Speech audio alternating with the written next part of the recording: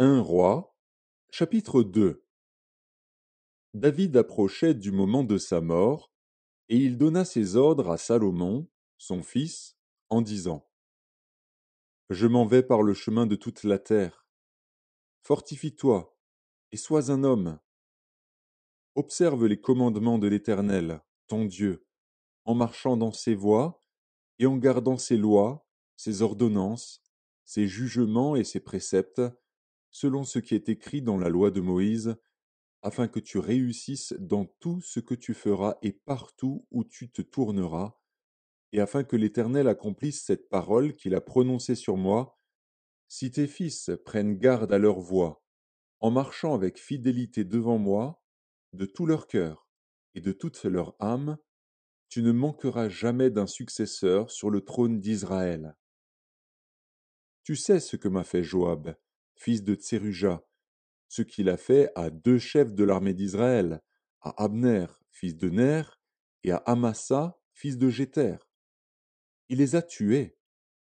Il a versé pendant la paix le sang de la guerre, et il a mis le sang de la guerre sur la ceinture qu'il avait au rein et sur la chaussure qu'il avait au pied. Tu agiras selon ta sagesse, et tu ne laisseras pas ses cheveux blancs descendre en paix dans le séjour des morts. Tu traiteras avec bienveillance les fils de Barzilai, le Galaadite, et ils seront de ceux qui se nourrissent de ta table, car ils ont agi de la même manière à mon égard, en venant au-devant de moi lorsque je fuyais Absalom, ton frère. Voici, tu as près de toi Chiméi, fils de Guéra, benjamite, de Bakurim. Il a prononcé contre moi des malédictions violentes le jour où j'allais à Mahanaïm, mais il descendit à ma rencontre vers le Jourdain, et je lui jurai par l'Éternel, en disant: Je ne te ferai point mourir par l'épée. Maintenant, tu ne le laisseras pas impuni, car tu es un homme sage, et tu sais comment tu dois le traiter. Tu feras descendre ensanglantés ses cheveux blancs dans le séjour des morts. David se coucha avec ses pères, et il fut enterré dans la ville de David. Le temps que David régna sur Israël fut de 40 ans. À Hébron il régna 7 ans, et à Jérusalem il régna 33 ans. Salomon s'assit sur le trône de David, son père, et son règne fut très affermi.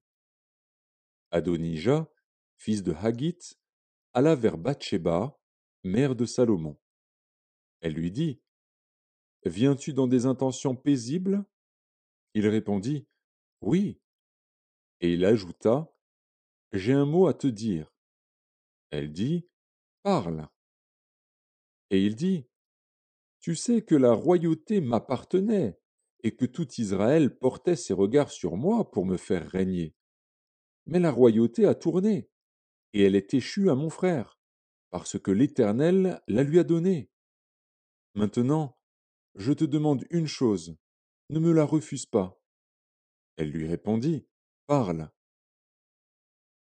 Et il dit: Dis, je te prie, au roi Salomon, car il ne te le refusera pas, qu'il me donne pour femme Abishag, la Sunamite. Bathsheba dit: Bien, je parlerai pour toi au roi. Bathsheba se rendit auprès du roi Salomon pour lui parler en faveur d'Adonija. Le roi se leva pour aller à sa rencontre, il se prosterna devant elle, et il s'assit sur son trône. On plaça un siège pour la mère du roi, et elle s'assit à sa droite. Puis elle dit: J'ai une petite demande à te faire. Ne me la refuse pas. Et le roi lui dit: Demande, ma mère, car je ne te refuserai pas. Elle dit: Qu'Abishag, la Sunamite, soit donnée pour femme à Adonija, ton frère. Le roi Salomon répondit à sa mère: Pourquoi demandes-tu Abishag, la Sunamite, pour Adonija?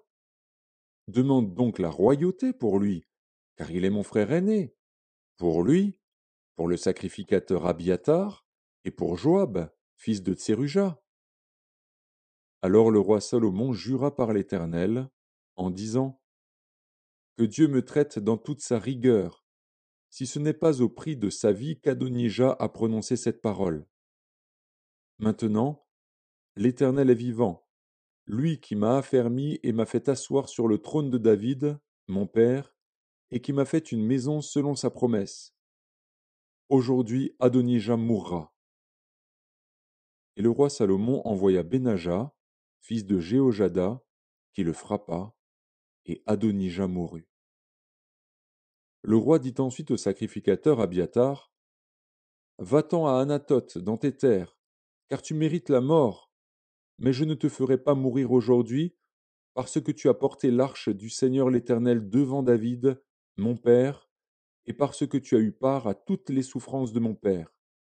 Ainsi Salomon dépouilla Abiathar de ses fonctions de sacrificateur de l'Éternel, afin d'accomplir la parole que l'Éternel avait prononcée sur la maison d'Élie à Silo. Le bruit en parvint à Joab, qui avait suivi le parti d'Adonija, quoiqu'il n'eût pas suivi le parti d'Absalom. Et Joab se réfugia vers la tente de l'Éternel et saisit les cornes de l'autel. On annonça au roi Salomon que Joab s'était réfugié vers la tente de l'Éternel et qu'il était auprès de l'autel. Et Salomon envoya Benaja, fils de Jéhojada, en lui disant Va, frappe-le. Benaja arriva à la tente de l'Éternel et dit à Joab Sors, c'est le roi qui l'ordonne. Mais il répondit Non, je veux mourir ici. Benaja rapporta la chose au roi en disant C'est ainsi qu'a parlé Joab, et c'est ainsi qu'il m'a répondu. Le roi dit à Benaja Fais comme il a dit, frappe-le et enterre-le. Tu ôteras ainsi de dessus moi et de dessus la maison de mon père le sang que Joab a répandu sans cause.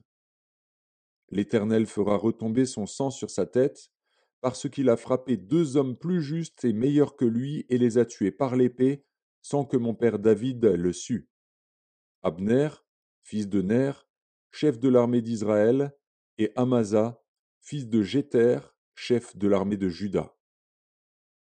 Leur sang retombera sur la tête de Joab et sur la tête de ses descendants à perpétuité. Mais il y aura paix à toujours, de par l'Éternel, pour David, pour sa postérité, pour sa maison et pour son trône. Benaja, fils de Jéhojada, monta, frappa Joab et le fit mourir. Il fut enterré dans sa maison, au désert. Le roi mit à la tête de l'armée Benaja, fils de Jéhojada, en remplacement de Joab, et il mit le sacrificateur Tsadok à la place d'Abiathar. Le roi fit appeler Chiméi et lui dit Bâtis-toi une maison à Jérusalem, tu y demeureras, et tu n'en sortiras point pour aller de côté ou d'autre. Sache bien que tu mourras le jour où tu sortiras et passeras le torrent de Cédron, ton sang sera sur ta tête. Chiméi répondit au roi C'est bien, ton serviteur fera ce que dit mon seigneur le roi, et Chiméi demeura longtemps à Jérusalem. Au bout de 3 ans, il arriva que 2 serviteurs de Chiméi s'enfuirent chez Achish, fils de Maaka, roi de Gath. On le rapporta à Chiméi en disant Voici, tes serviteurs sont à Gath. Chiméi se leva, sella son âne, et s'en alla à Gath chez Achish pour chercher ses serviteurs. Chiméi donc s'en alla, et il ramena de Gath ses serviteurs. On informa Salomon que Chiméi était allé de Jérusalem à Gath et qu'il était de retour. Le roi fit appeler Chiméi et lui dit Ne t'avais-je pas fait jurer par l'Éternel, et ne t'avais-je pas fait cette déclaration formelle Sache bien que tu mourras le jour où tu sortiras pour aller de côté ou d'autre. Et ne m'as-tu pas répondu C'est bien, j'ai entendu. Pourquoi donc n'as-tu pas observé le serment de l'Éternel et l'ordre que je t'avais donné Et le roi dit à Chiméi Tu sais au-dedans de ton cœur tout le mal que tu as fait à David, mon père. L'Éternel fait retomber ta méchanceté sur ta tête. Mais le roi Salomon sera béni, et le trône de David sera pour toujours affermi devant l'Éternel. Et le roi donna ses ordres à Benaja, fils de Jéhojada, qui sortit et frappa Shimei, et Shimei mourut. La royauté fut ainsi affermie entre les mains de Salomon.